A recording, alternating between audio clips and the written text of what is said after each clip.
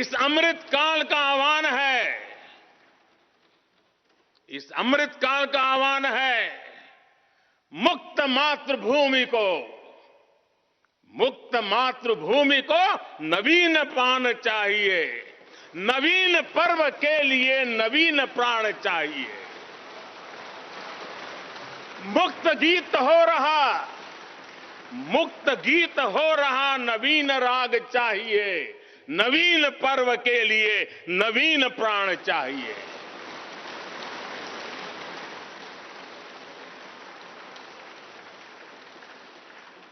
और इसलिए भारत के भविष्य को उज्जवल बनाने वाली इस कार्यस्थली को भी उतना ही नवीन होना चाहिए,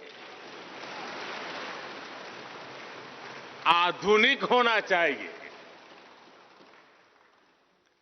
साथियों, एक समय था जब भारत दुनिया के सबसे समृद्ध और वैभवशाली राष्ट्रों में गिना जाता था। भारत के नगरों से लेकर महलों तक, भारत के मंदिरों से लेकर मूर्तियों तक, भारत का वास्तु भारत की विशेषज्ञता का उद्घोष करता था। सिंधु सभ्यता के नगर नियोजन से लेकर मौर्यकालीन स्तंभों और स्तूपों तक, चोल शासकों के बनाए भव्य मंदिरों से लेकर जलाशयों और बड़े बांधों तक, भारत का कौशल विश्व भर से आने वाले यात्रियों को हैरान कर देता था। लेकिन सैकड़ों साल की गुलामी ने हमसे हमारा ये गौरव छीन लिया। एक ऐसा भी समय आ गया जब हम दूसरे देशों में हुए निर्माण को देखकर मुग्ध होने लग गए। 21वीं सदी का नया भारत बुलंद हौसले से भरा हुआ भारत अब गुलामी की उस सोच को पीछे छोड़ रहा है। आज भारत प्राचीन कला की उस गौरवशाली धारा को एक बार फिर अपनी तरफ मोड़ रहा है और संसद की ये नई इमारत इस प्रयास का जीवंत प्रतीक बनी है। आज नए संसद भवन को देखकर हर भारतीय गौरव से भरा हुआ है।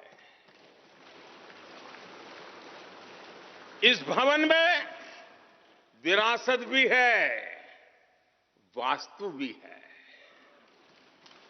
इसमें कला भी है, कौशल भी है, इसमें संस्कृति भी है और संविधान के स्वर भी है।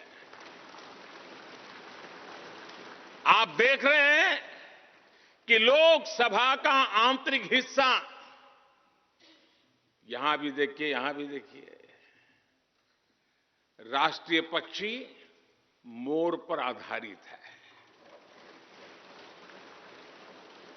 राज्यसभा का आंतरिक हिस्सा राष्ट्रीय फूल कमल पर आधारित है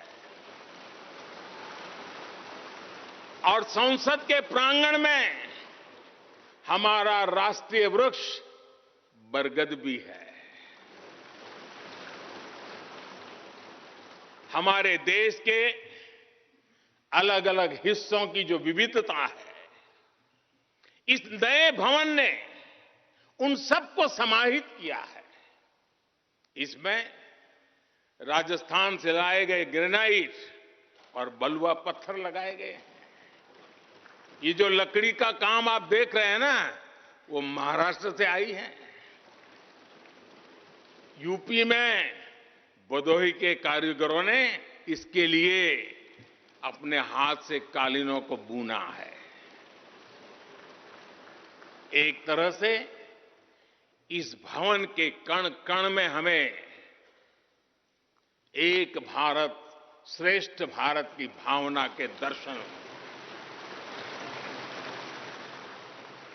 साथियों, संसद के पुराने भवन में सभी के लिए अपने कार्यों को पूरा करना कितना मुश्किल हो रहा था, ये हम सभी जानते हैं।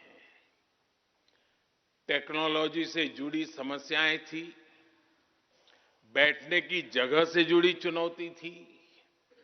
इसलिए ही बीते 1.5-2 दशकों से ये चर्चा लगातार हो रही थी कि देश को एक नए संसद भवन की आवश्यकता है।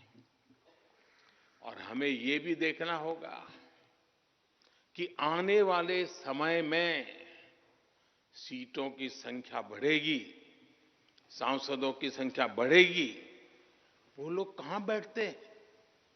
और इसलिए ये समय की मांग थी कि संसद की नई इमारत का निर्माण किया जाए। और मुझे खुशी है कि भव्य इमारत आधुनिक सुविधाओं से पूरी तरह लैस है। आप देख रहे हैं कि इस समय भी इस हॉल में सूरज का प्रकाश सीधे आ रहा है। बिजली कम से कम खर्च हो, हर तरफ लेटेस्ट टेक्नोलॉजी वाले गैजेट्स हों, इन सभी का इसमें पूरा ध्यान रखा गया है। साथियों, आज सुबह ही मैं इस संसद भवन को बनाने वाले श्रमिकों के एक समूह से मिला हूं। इस संसद भवन ने करीब 60,000 श्रमिकों को रोजगार देने का भी काम किया है। उन्होंने इस नई इमारत के लिए अपना पसीना बहाया है। मुझे खुशी है कि इनके श्रम को समर्पित एक डिजिटल गैलरी भी संसद में बनाई गई है और विश्व में शायद ये पहली बार हुआ होगा। संसद के निर्माण में अब उनका योगदान भी अमर हो गया है। साथियों, कोई भी एक्सपर्ट अगर पिछले 9 वर्षों का आकलन करे तो पाएगा कि ये 9 साल भारत में नव निर्माण के रहे हैं, गरीब कल्याण के रहे हैं। आज हमें संसद की नई इमारत के निर्माण का गर्व है, तो मुझे पिछले 9 साल में गरीबों के 4 करोड़ घर बनने का भी संतोष है। आज जब हम इस भव्य इमारत को देखकर अपना सर ऊंचा कर रहे हैं, तो मुझे पिछले 9 साल में बने 11 करोड़ शौचालयों का भी संतोष है, जिन्होंने महिलाओं की गरिमा की रक्षा की, उनका सर ऊंचा कर दिया। आज जब हम इस संसद भवन में सुविधाओं की बात कर रहे हैं, तो मुझे संतोष है कि पिछले 9 साल में हमने गांवों को जोड़ने के लिए 4 लाख किलोमीटर से भी ज्यादा सड़कों का निर्माण किया। आज जब हम इस इको फ्रेंडली इमारत को देखकर खुश हैं, तो मुझे संतोष है कि हमने पानी की एक एक बूंद बचाने के लिए 50,000 से ज्यादा अमृत सरोवरों का निर्माण किया है। आज जब हम इस नए संसद भवन की लोकसभा और राज्यसभा को देखकर उत्सव मना रहे हैं तो मुझे संतोष है कि हमने देश में 30,000 से ज्यादा नए पंचायत भवन भी बनाए हैं। यानी पंचायत भवन से लेकर संसद भवन तक हमारी निष्ठा एक ही है, हमारी प्रेरणा एक रही। देश का विकास, देश के लोगों का विकास।